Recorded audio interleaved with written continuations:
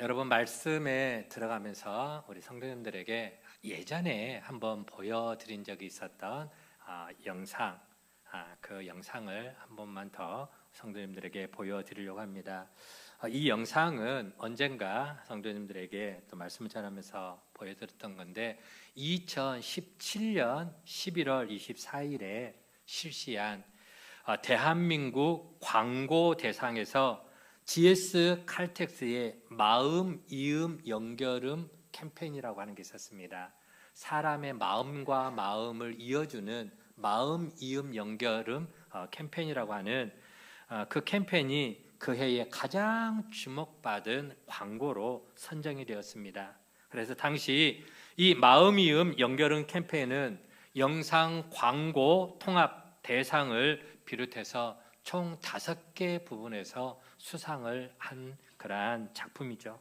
뿐만 아니라 2017년 대한민국 온라인 광고 대상에서 최고상인 과학기술정보통신부 장관, 과기부 장관상을 수상했고요. 또 유럽 최고 권위의 광고제 중에 하나인 에피카 광고제에서도 또 동상을 받기로 했습니다. 도대체 뭘 보여주고 싶어서 저러나 이제 영상을 짤막한 영상이지만 우리 같이 한번 보도록 하겠습니다.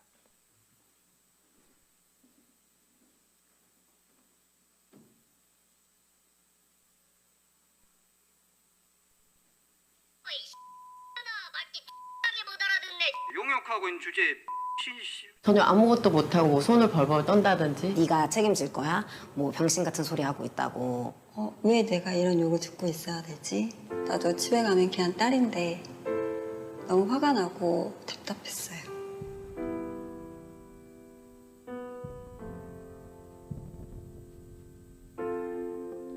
이것은 누구나 아는 이야기. 하지만 누구도 바꾸지 못한 이야기. 그래서 바꿔보려 합니다. 마음, 이음, 연결음. 착하고 성실한 우리 딸이 사랑하는 우리 아내가 상담드릴 예정입니다. 상담원도 누군가의 소중한 가족이라는 것을 연결음을 통해 들려주었습니다. 제가 세상에서 가장 좋아하는 우리 엄마가 상담드린 예정입니다. 잠시만 기다려주세요. 김치 고객센터 박희경입니다. 고객님 무엇을 도와드릴까요? 저희 안내 멘트입니다. 네, 감사합니다, 고객님. 예, 감사합니다. 네, 그렇습니다. 변경된 멘트는 좀 마음에 드십니까, 고객님? 감사합니다, 고객님. 첫마디에 수고하십니다 라고 하시는 분들이 너무 많아져서 기분이 좋았어요. 좀 놀랐어요. 좀 관심 있어 하시는구나. 그래도 이런 게 바뀌니까. 뭐 수고하신다라든지 아니면 제가 뭐 딸 같은 사람한테 이렇게 얘기해서 죄송하다든지 뭐 이런 멘트를 고객들이 먼저 하는 경우도 있었어요. 정말 강성 고객을 친절한 고객으로 바꿀 수는 없어요, 이 멘트 하나로. 하지만 그렇지 않은, 강성이 될 만한 고객들을 그렇지 않은 고객으로 바꿀 수 있는 변화 자체가 굉장히 큰 것 같아요. 수고 많으십니다. 네, 고객님. 그 멘트가 참 좋네요. 네, 그렇습니까, 고객님? 사실은 앰프가 좀 어두워서 짜증났었는데 네네. 그분 연결하니까 내가 화를 못 내겠네. 그러셨습니까? 더 필요하신 건 없으시고요? 된 것 같고요. 좋은 하루 되세요. 네, 감사합니다, 고객님. 상담원들의 스트레스는 54.2% 감소했습니다. 고객의 친절한 한마디는 8.3%, 존중받는 느낌은 25%, 고객의 친절에 대한 기대감도 25% 증가했습니다. 마음, 이음, 연결음이 만든 행복한 변화. 세상을 바꾸는 에너지, 이미 우리 안에 있습니다. I'm your energy. GS 칼텍스. 여러분, 이 캠페인은 이제 평소 사람들이 생각하는 자그마한 아이디어의 하나가 따뜻한 세상을 얼마든지 만들어갈 수 있다고 하는 그런 취지에서 시작이 되었습니다. 여러분들은 상담원들하고 통화하면서 첫 마디를 뭐라고 합니까? 저도 보통 전화 상담원, 은행, 카드사 이런 상담원이라든가 또 어떤 다른 사람하고 상담할 때 항상 늘 첫 마디가 네 수고하십니다 라는 말을 먼저 하거든요. 그런 말들, 그런 멘트 하나하나가 상대방을 존중해주고 또 상대방의 마음을 기쁘게 하면서 좋은 대화가 오갈 수 있는 기본이 된다라고 하는 것이죠. 오늘 우리 시대의 대표 감정 노동자들인 이 전화 상담원들은 아까 잠깐 영상에서 보신 것처럼 너무 많이 괴롭힘을 당하고 시달린다는 것이죠. 막말, 욕설, 언어폭력뿐만 아니라 심지어 성희롱까지 당하는 큰 정신적인 고통 속에 시달린다라는 것입니다. 그런데 통화 연결음을 그 한 가지를 바꿔봤습니다. 영상에서 보신 것처럼 착하고 성실한 우리 딸이 상담해 드릴 예정입니다. 혹은 사랑하는 우리 아내가 상담 드릴 예정입니다. 제가 세상에서 가장 좋아하는 우리 엄마가 상담 드릴 예정입니다. 잠시만 기다려 주세요. 여러분, 이런 통화 연결음을 통해서 고객에 대한 상담원이 누군가에게는 소중한 가족이겠구나. 그 상담원이 우리 딸일 수도 있고요. 혹은 또 우리 아내일 수도 있고 누군가의 부모가 될 수도 있고요. 가족이다라고 하는 것이죠. 그랬더니 그 멘트를 바꿨더니 상담원을 대하는 소비자들의 태도가 확 달라졌고 또 상담원들의 스트레스도 아까 보니까 54.2%나 스트레스가 확 반 이상으로 줄어들었다라고 하는 것입니다. 그리고 상담원을 대하는 소비자 고객들의 말투가 친절한 말투로 많이 바뀌어졌다는 것입니다.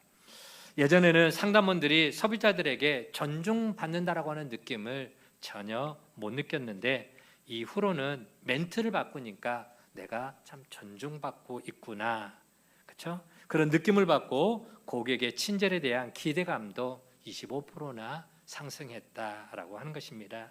이 영상은 3개월 동안 1,300만 건이나 조회수를 기록했고요. GS 칼텍스뿐만 아니라 롯데백화점, 국민연금공단 등 18개 이상의 기업체에서 이 마음이음 연결음 이 내용을 다 가져다가 접목을 시키고 있다라고 하는 것입니다. 여러분, 짧은 연결음입니다.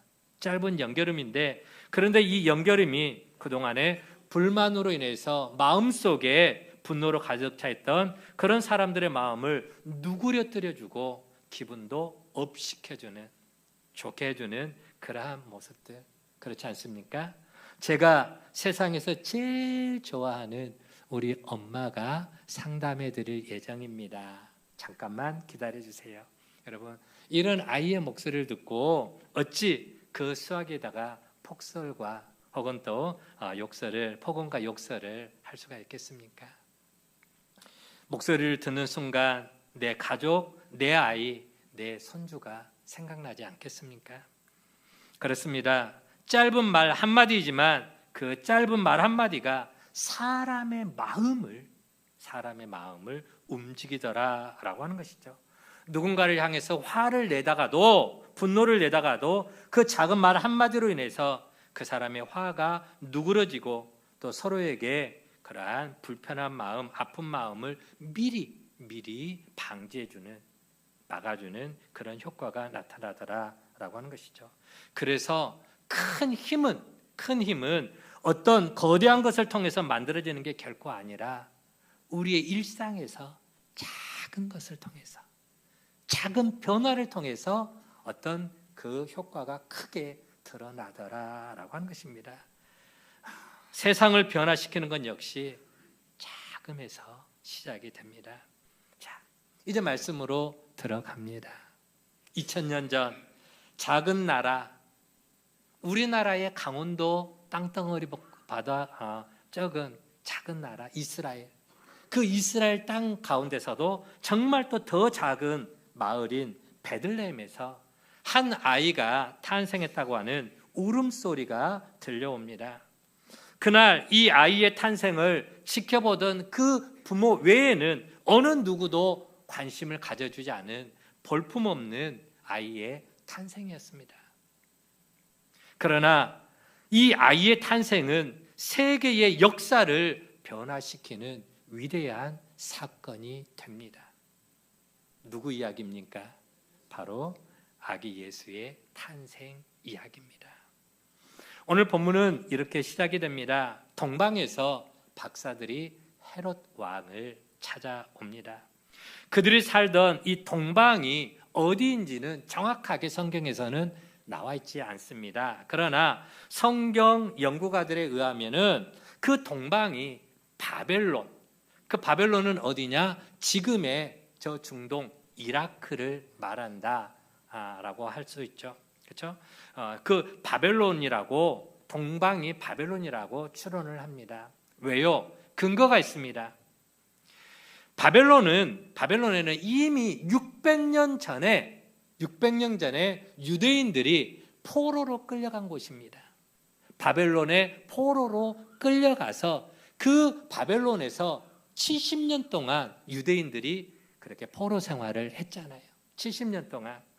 그럴 때에 이 유대인들을 통해서 장차 하나님은 우리나라에 메시아를 보내주실 것이다 라고 하는 그런 예언되어진 말씀을 이 바벨론 사람들도 들었을 거예요. 메시아에 관한 이야기를 들었을 것입니다. 그래서 이 천문학을 통해서 미래를 연구하는 학자들, 그들을 일컬어서 점성가라고 이야기를 합니다.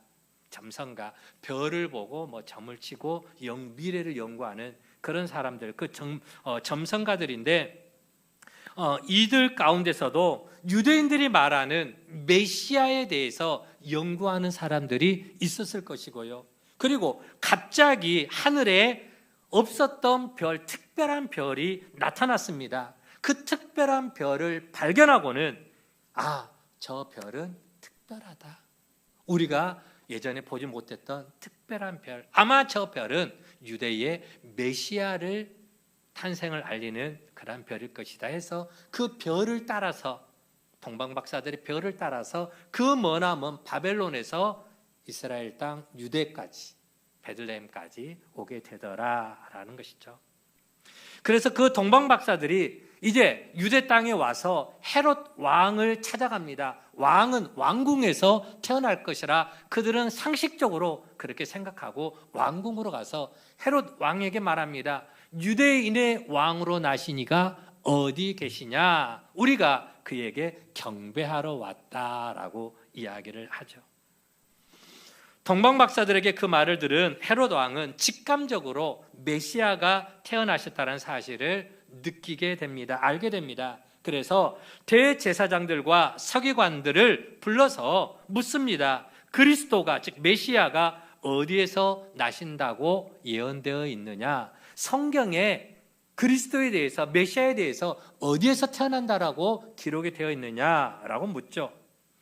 이와 같은 헤롯의 요청에 의해서 성경에 정통한 성경학자들은 말씀을 찾아냅니다.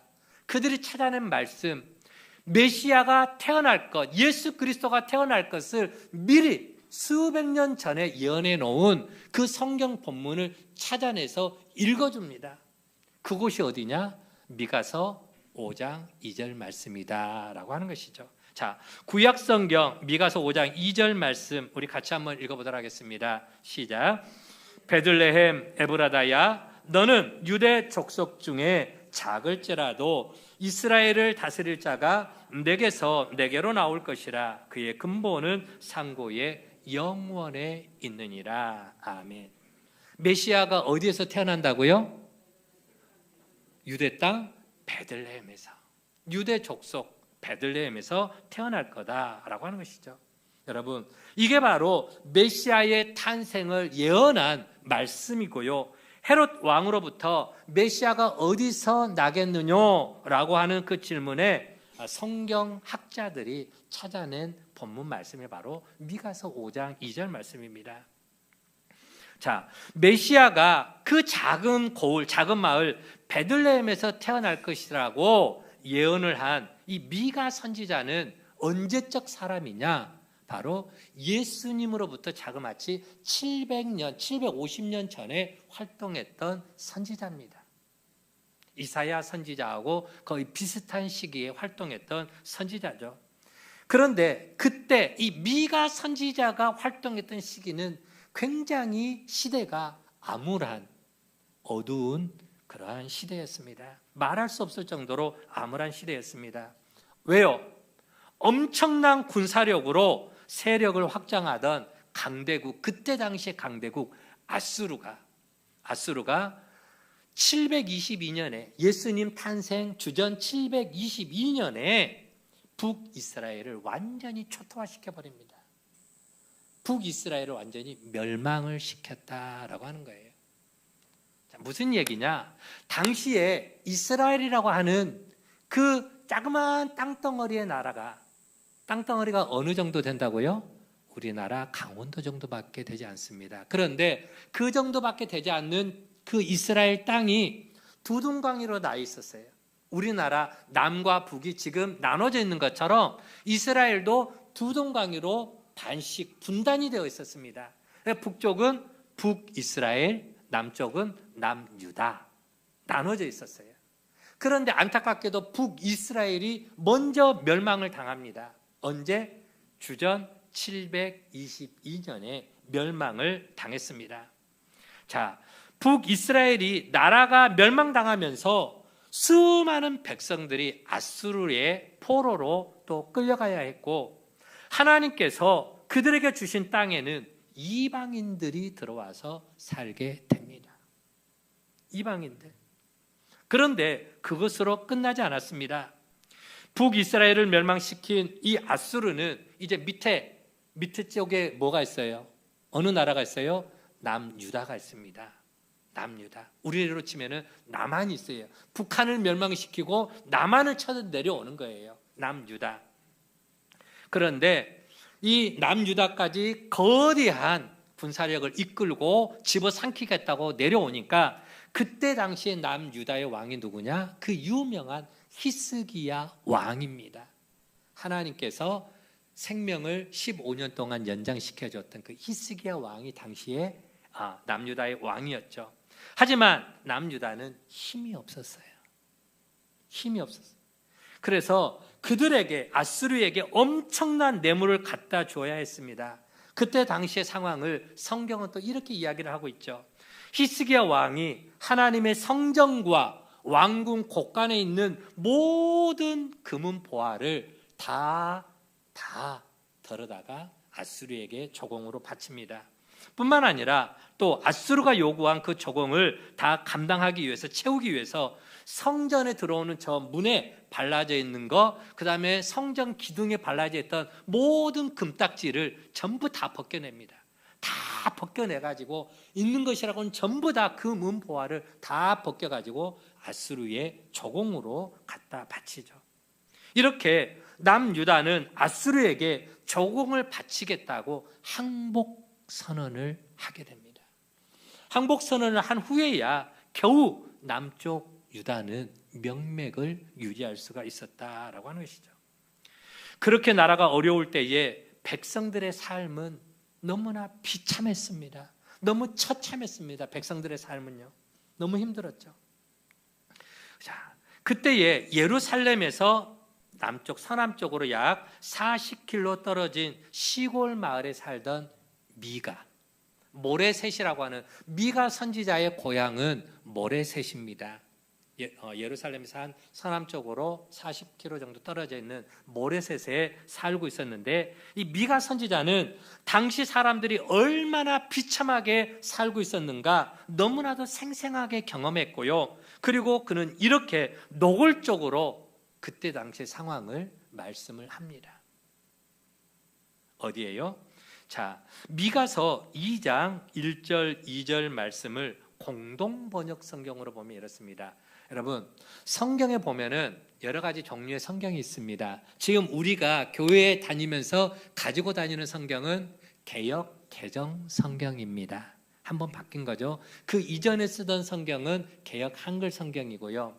그 다음에 조금 더 쉽게 설명한 성경들이 뭐 세번역이라든가 현대어 성경이 있습니다. 그런데 우리 기독교하고 카톨릭하고 같이 공동으로 연합해서 만든 성경이 있어요. 번역한 성경인데 그게 바로 공동 번역 성경입니다. 그 공동 번역 성경에 좀 리얼하게 미가 선지자가 표현을 했습니다. 좀 화가 났던 것 같아요. 화가 나서 그렇게 표현을 했는데 같이 한번 읽어보도록 하겠습니다. 함께 읽습니다. 시작. 망할 것들, 권력이나 쥐었다고 자리에 들면 못된 일만 꾸몄다가 아침 밝기가 무섭게 해치우고 마는 이 악당들아, 탐나는 밭이 있으면 빼앗고 탐나는 집을 만나면 제 것으로 만들어 그 집과 함께 임자도 종으로 삼고 밭과 함께 밭주인도 부려먹는구나. 예. 힘 있는 자들이 힘 없는 자들을 짓밟고 강탈하고 빼앗고 종으로 삼는 너무나 부패한 그때 당시의 시대적 상황이었다라고 하는 것이죠. 언제요? 미가 선지자가 활동하던 시대. 나라가 어렵고 힘들면 지도자들이 정신을 바짝 차리고 백성들을 바르게 이끌어 주어야 되는 게 마땅하잖아요. 그런데 권력을 잡았다고 힘이 있다고 도리어 가난하고 힘없는 백성들의 논과 밭과 집을 강제로 다 빼앗아 버립니다. 강탈합니다. 심지어는 힘없는 사람들을 강압해서 자기 집의 노예로, 종으로 다 삼아버리는, 다 빼앗아 버리는 거예요. 그런 암울한 시대에 하나님께서 미가 선지자를 통해서 작은 고을, 작은 마을 베들레헴에 메시아를 보내주겠다. 너희를 위하여 구원자를 보내주겠다라고 예언을 하셨던 것입니다. 그 약속처럼 700년이라는 시간이 흐른 다음에 베들레헴 작은 고을에 메시아가, 예수 그리스도가 약속대로 태어나셨습니다. 미가 선지자가 활동하던 그 시대 700년 후에 예수님이 태어나셨어요. 자, 그런데 예수님이 메시아로 태어나신 그 작은 고을 베들레헴에 태어났을 그때에도 700년 전 미가 선지자가 활동하던 그 시대와 예수님이 태어난 시대와 상황이, 환경이 바뀌질 않았어요. 나아지지를 않았어요.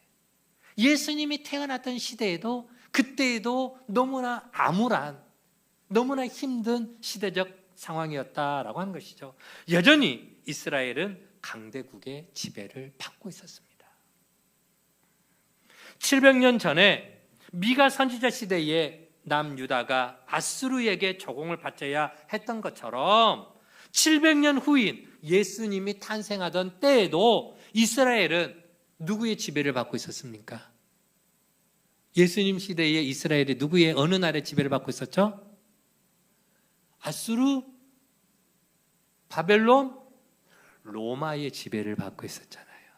예수님 로마 군병들이 찌르는 창에 찔리고 못 박히고 로마 시대의 지배를 받고 있었고요. 그리고 로마에다 세금도 바쳐야 했습니다. 자, 나사렛에 살던 마리아와 요셉이 그 머나먼 길 베들레헴까지 와서 아기를 출산할 수밖에 없었던 그 이유도 로마 황제 가이사 아구스토가 호적을 하라고, 너희 고향으로 가서 호적 신고를 하라고 명령을 내렸기 때문에 베들레헴으로 갈 수밖에 없었습니다. 자, 로마가 이스라엘 백성들에게 호적을 하라고 하는 이유가 있었습니다. 우리나라도 통계하는 거 있잖아요. 그렇죠? 국민 다 집집마다 다 통계 조사하는 그런 것들 있잖아요. 그거 왜 할까요? 맞죠. 세금 걷기 위해서 그렇습니다. 세금을, 왜? 통계가 나와야지. 지금 우리나라 국민이 몇 명, 성인들 몇 명, 어린아이들 몇 명, 청년들 몇 명, 노인들 몇 명, 이런 통계가 나와야지 그 통계에 맞추어서 세금을 걷어들일 수 있으니까. 로마 황제 아구스토도 똑같은 거예요. 가이사 아구스토도 이 호적을 하라고 하는 것은 백성들에게 착취하기 위해서, 세금을 걷어들이기 위해서 그런 명령을 내렸더라라고 하는 것입니다. 그런 명령에 따라서 마리아는 만삭의 몸을 이끌고 나사렛에서 베들레헴까지 그 머나먼 길을 와야 했습니다. 지난번 말씀드렸죠. 나사렛, 갈릴리 그 나사렛에서 저 밑에 베들레헴까지는 약 110km. 여기서 저 대구 가는 것만큼 좀 먼 거리입니다.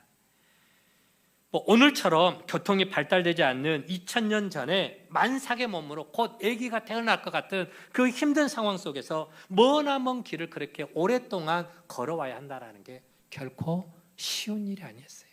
여러분, 나귀를 타고 따가닥 하면서 막 빨리 갈 수 있을까요? 아기가 지금 곧 빠져나오려고 하는 이만한 남산만한 배를 갖고 아기 엄마가 막 따가닥 갈 수 있나요? 못 가요. 그냥 천천히 조심스럽게. 그러니 시간이 얼마나 많이 걸렸겠습니까? 자, 그럼에도 로마 황제의 명령이기에 마리아는 남편 요셉의 고향인 베들레헴까지 가야만 했습니다. 자, 베들레헴에 도착한 마리아의 고생은 거기에서 끝나지를 않았죠. 지난주 살펴본 것처럼 출산일이 다가오는데 출산할 만한 장소가 없는 거예요.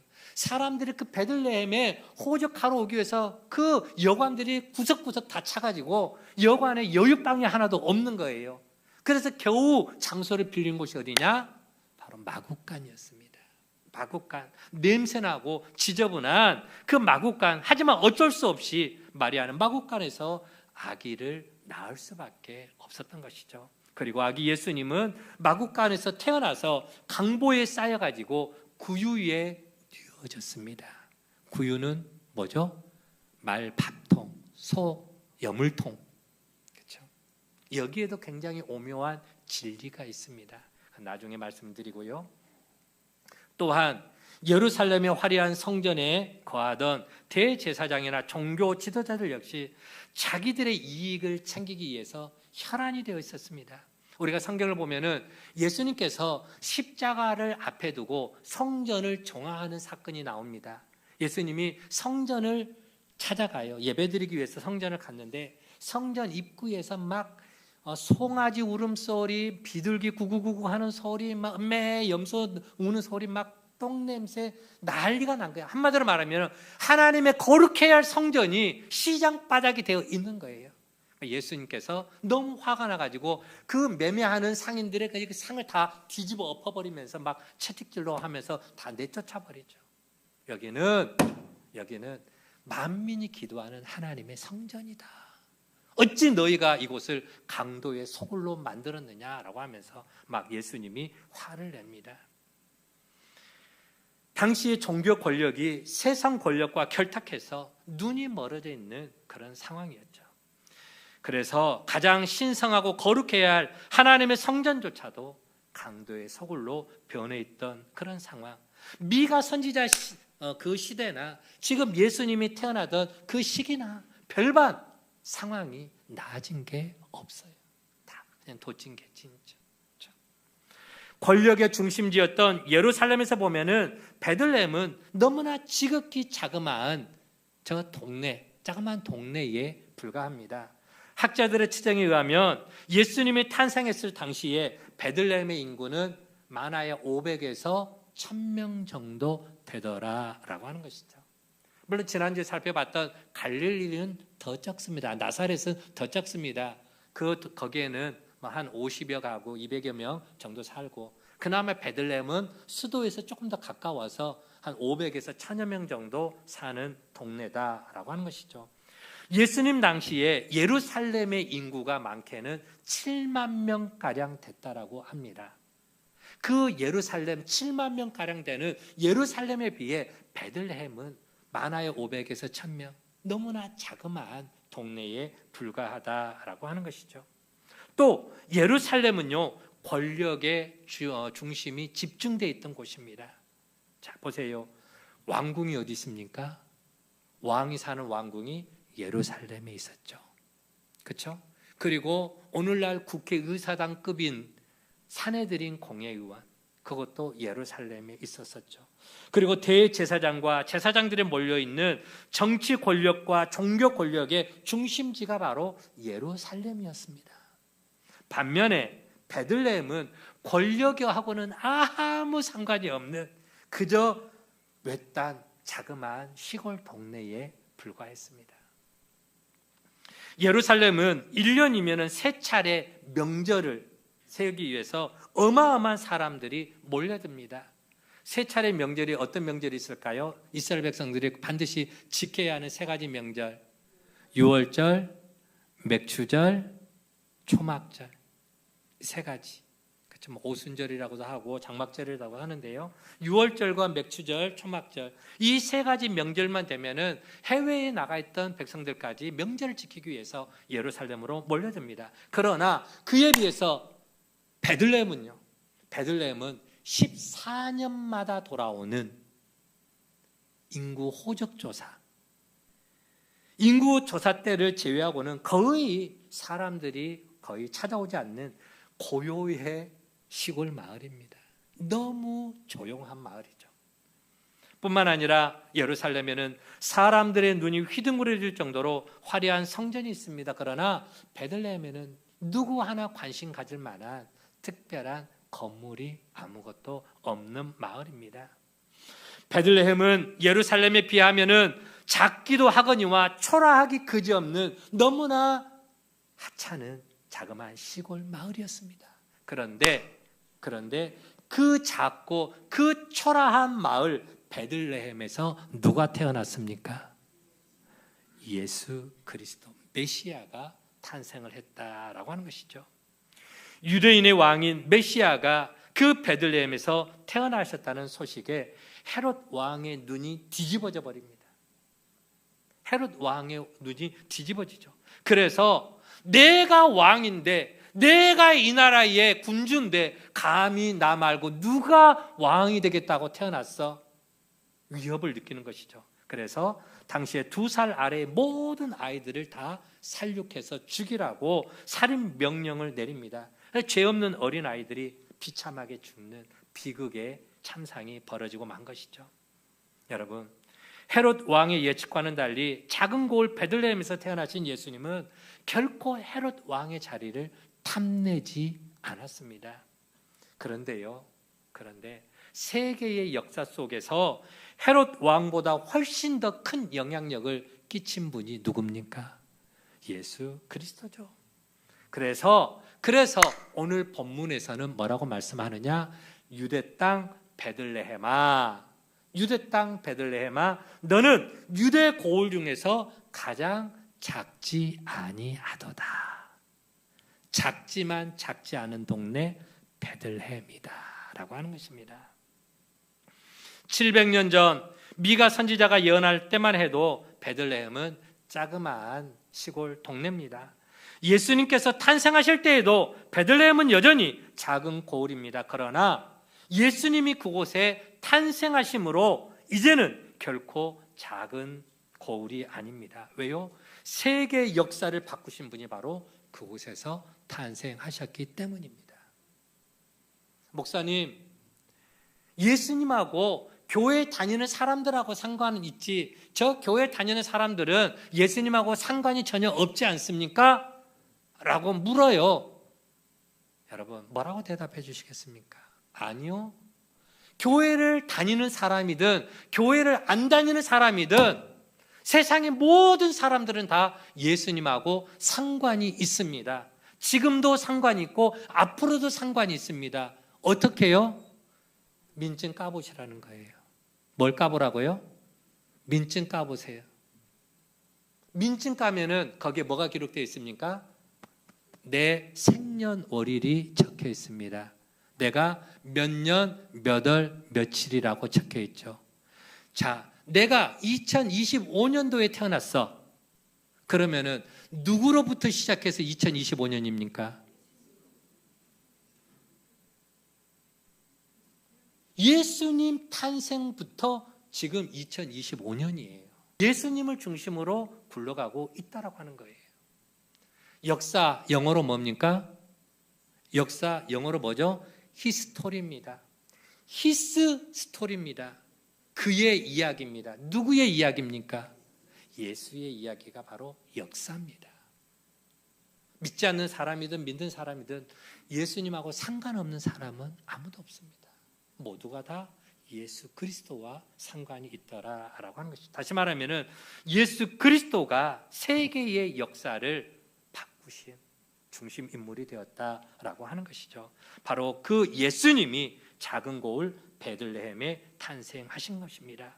아무도 관심 가져주지 않은 작은 고을입니다. 그런데 아기 예수님이 그곳에서 탄생하심으로 그곳은 사람들의 관심이 집중된 중심지가 되었습니다. 어떻게요? 작은 고을 그 베들레헴에 멀리 동방에서 박사들이 찾아와서 아기 예수께 경배를 드리죠. 향유와 옥합을 예수님께 내어놓으며 그렇게 경배를 합니다. 다윗의 자손을 통해서 메시아를 보내주시겠다고 하는 그 하나님의 약속이 성취된 장소가 어디입니까? 바로 베들레헴입니다. 이스라엘 백성들을 향한 하나님의 예언이 성취된 그 중심지가 바로 베들레헴. 그래서 베들레헴은 작지만 결코 작지 않는 고을이 바로 베들레헴 되었더라라고 하는 것입니다. 여러분, 작은 고을 베들레헴에 오신 우리 주님은 오늘도 베들레헴과 같은 그런 곳에 찾아오십니다. 아무것도 내세울 것 없는 곳에 우리 주님이 찾아오십니다. 사람들에게 전혀 관심을 끌지 못하고 오히려 사람들에게 억압받고 고통을 받을 수밖에 없는 그런 약한 곳에, 암울한 곳에, 바로 그런 곳에 우리 주님이 찾아오시는 것이죠. 외세의 침략으로 고통받고 권력자들로부터 착취를 당하던 미가 선지자 시대에 작은 고을 베들레헴에 메시아가 오실 것이라고 예언이 되어 있었습니다. 아무도 관심 가지지 않고 아무도 주목하지 않은 바로 그곳 베들레헴에 예수님이 탄생하신 것이죠. 오늘 우리 주님도 그렇게 오실 것입니다. 화려한 네온 사인이 밤거리를 밝히면서 사람들로 북적거리는 그런 화려한 도심에 주님이 찾아오시는 것이 아니라 아무도 관심 갖지 않고 버려진 땅에서 외롭게 추위와 싸워야 하는 가난하고 외롭고 억눌린 자들, 그들의 삶의 한 자리에 우리 예수님이 그런 사람들에게 찾아가 주십니다. 모든 것을 다 가졌다고, 그래서 나에게는 아무런 부족함이 없다고 생각하는 그런 자리에 주님이 찾아가는 게 아닙니다. 사람들로 인해서 상처받고 고통 가운데서 눈물을 흘리는 오늘 우리들의 마음자리에 예수님이 찾아와 주시는 줄 믿으시기를 바랍니다. 그리고 우리 주님이 우리의 삶 가운데 우리의 마음자리에 찾아오면 그곳은 결코 작지 않은 거울로 바뀌게 될 것입니다. 사람들에게 관심 갖지 못한 베들레헴에 메시아가 탄생하시자 동방에서 박사들이 찾아왔습니다. 사람들의 의식 속에 버려진 것 같은 그런 작은 마을 베들레헴에 우리 주님이 탄생하시자 아나 무인이었던 당시의 최고의 권력자 헤롯이 두려움에 떨게 됩니다. 우리 주님을 모신 곳에는 그런 기적이 일어나더라라고 하는 것입니다. 여러분, 오늘 또 우리의 마음자리에 예수 그리스도를 모시게 되면은 오늘 또 우리의 삶의 자리에 놀라운 기적이 일어나는 줄 믿으시기를 바랍니다. 때로는 헤롯으로 인해서 죄 없는 어린아이들이 죽임을 당한 것처럼 예수님을 우리의 마음에, 우리의 삶에 모심으로 인해 우리도 세상 사람들로부터 애매하게 또 우리가 어려움과 박해를 당할 수가 있습니다. 주님을 메시아로 인정하고 살아가는 삶에 때로는 내가 손해보는 경우도 있고 때로는 십자가의 길을 걸어가야 하는 고난의 삶을 살아야 할 때도 있을 것입니다. 그러나 여러분 기억하시기 바랍니다. 뭘요? 예수님을 나의 구원자로, 나의 메시아로 모신 그곳에는 반드시 승리의 깃발이 꽂히게 될 줄 믿으시기를 바랍니다. 예수 그리스도가 승리하신 것처럼 우리 인생도 주님으로 인해서 함께 승리하게 되는 것이죠. 예수님이 내 마음에 메시아로 오시면 사람들에게는 여전히 관심 바뀔지 모르지만 하나님은 우리를 바라보는 눈이 달라지십니다.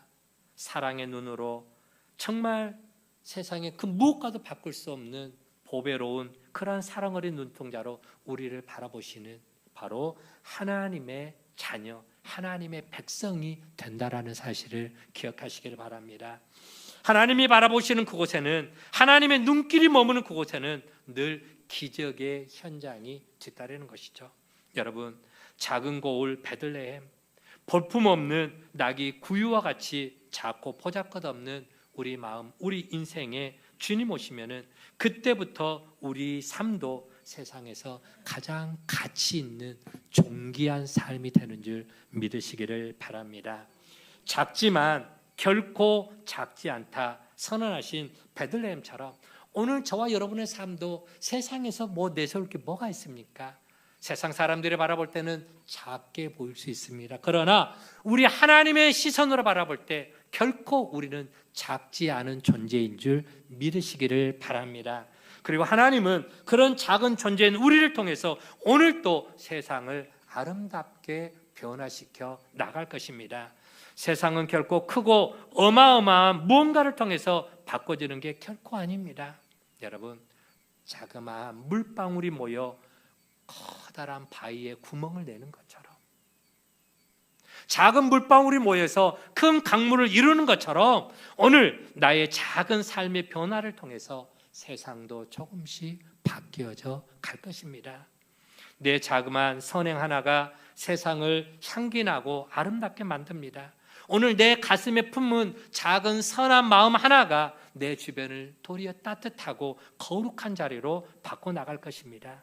그런 나를 통해서 하나님은 오늘도 세상을 바꿔나가기를, 변화시켜 나가기를 원하고 있습니다. 작은 고을 베들레헴에서 태어나신 메시아, 그 예수님을 통해서 온 세상을 바꾸신 것처럼 작은 인생, 오늘 저와 여러분을 통해서도 하나님은 놀라운 기대를 갖고 놀라운 변화를 일으켜 나가는 축복의 통로, 기적의 현장으로 우리의 삶을 이끌어 주신다는 사실을 믿으시기를 바랍니다.